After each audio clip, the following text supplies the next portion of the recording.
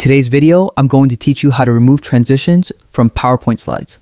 PowerPoint is a widely used tool for creating impactful presentations, and while transitions can add a dynamic touch to your slides, there are times when a simpler, cleaner approach is more effective. By the end of this tutorial, you'll know exactly how to remove transitions and create a more focused presentation. To get started, open PowerPoint on your computer. If you're unsure where to find it, PowerPoint is usually located in your list of applications, either in the Start menu on a Windows PC or the Applications folder on a Mac.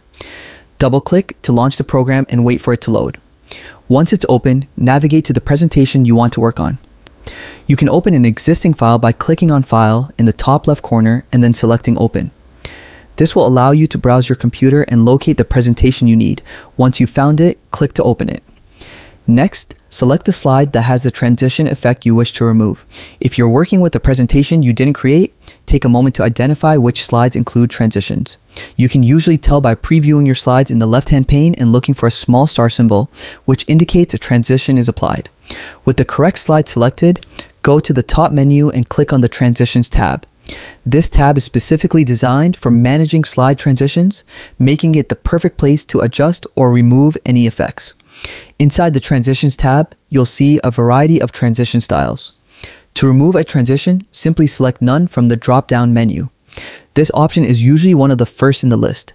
By choosing None, you are telling PowerPoint that you do not want any animation or transition effect to occur when moving from this slide to the next. Removing transitions is a simple yet effective step for creating a more streamlined and professional presentation. Sometimes less really is more, and minimizing unnecessary effects helps your audience focus on the content itself rather than the visual effects between slides.